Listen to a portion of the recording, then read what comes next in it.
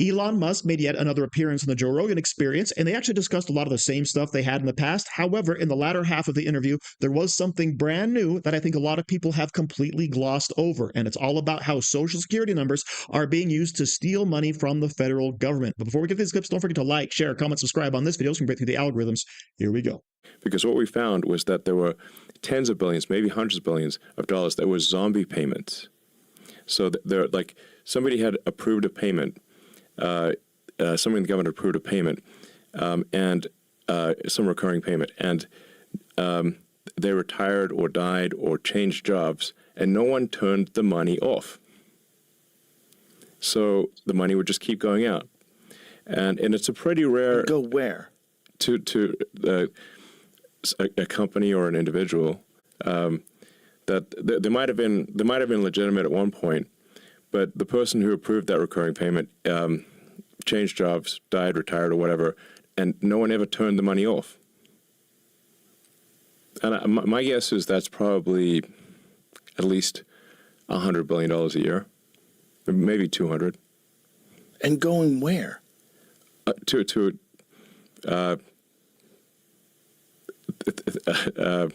mean, there are millions of these payments, so it's, I mean... Millions? Yes. And it's a pretty rare company or individual who will complain that they're getting money that they should not get. And a bunch of the money was just going to were transfer payments to the states.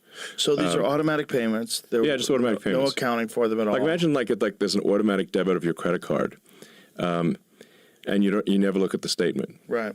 So it's just money going out. That's why I call them zombie payments.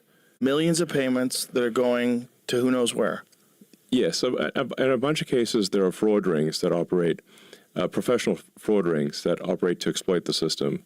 They figure out some security hole in the system, and they just do professional fraud. That's where we found, for example, people who were 300 years old in the Social Security Administration database. But we don't have any 300-year-old vampires living in America. Allegedly. And we don't have people in some cases who are receiving payments who were born in the future. Born in the future? Born in the future. Really? Yes.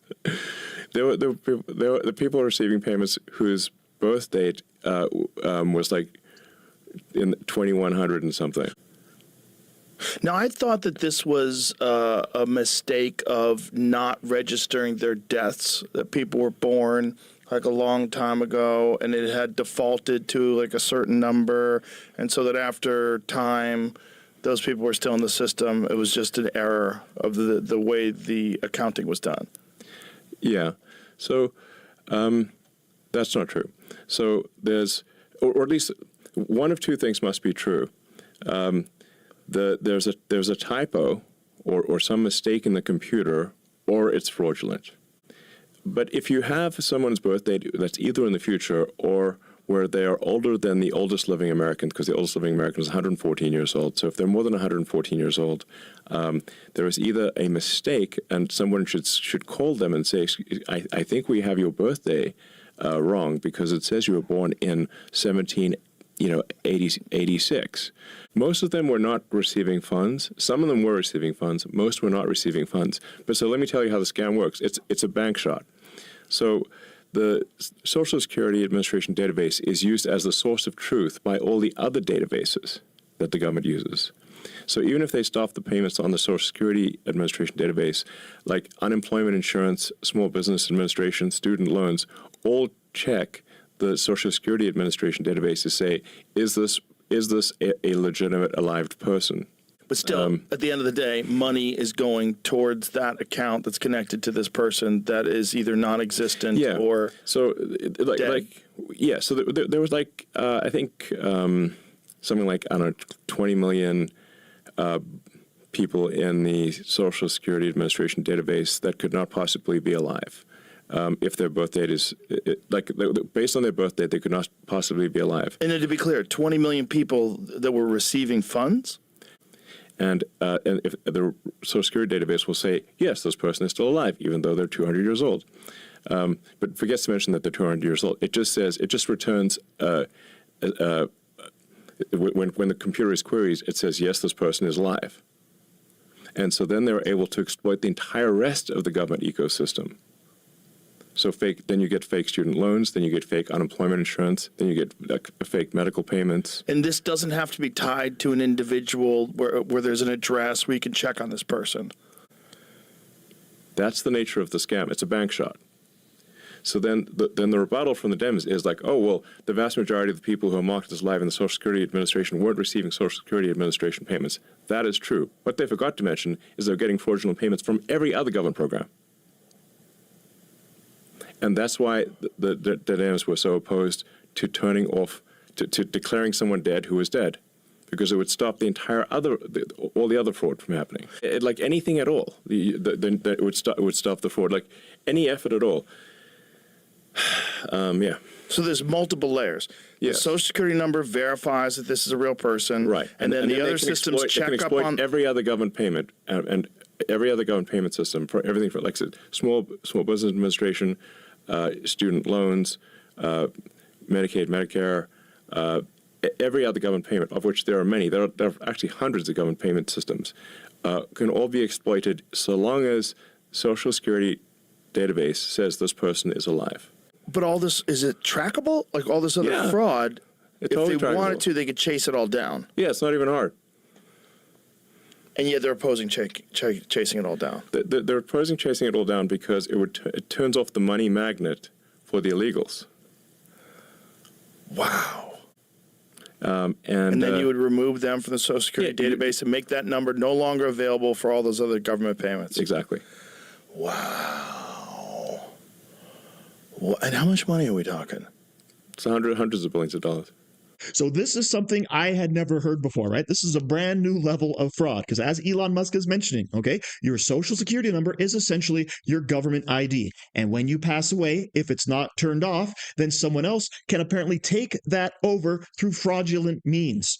Okay, and then every single thing that they can apply for using that Social Security number can now, of course, be applied for and received from the federal government. All right, so you wonder why there's a big black market for Social Security numbers? Oh, this could possibly be it, because when someone is declared dead, deceased, the Social Security number is deactivated, and then all the spigots, all those valves are now turned off, and the flow of money stops. And I thought it was very interesting that Elon Musk said, yeah, the Democrats are actually the ones who don't want to declare people deceased, who don't want to look into this, all right? It makes you kind of wonder, how much of their money is coming from all of these programs? How much money is being siphoned into all of these blue states with all of these deceased people? And could the answer to that possibly be places like California, where there's a huge black market for Social Security numbers, because that's where a huge amount of illegal immigrants are located? And of course, this would also branch out to all of those sanctuary cities and states. Yeah, I wonder why the heck the Democrats are fighting so hard to keep all of the illegal immigrants in this country, and then of course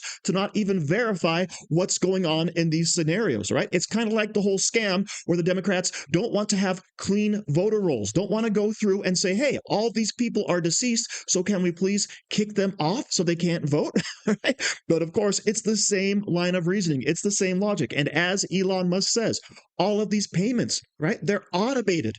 Okay, so all of this fraud is going on right under our noses because no one's checking into it. And as he also mentions, it would be super easy. You have somebody who's 120 years old, give them a call. Let's verify who they are. Let's see what their status actually is, because that would stop hundreds of millions, if not billions of dollars from being siphoned out of our pockets and into who knows where for who knows what purpose. All right. That sounds perfectly logical and reasonable to me. And you can see Joe Rogan actually said they're going, and no one's checking this.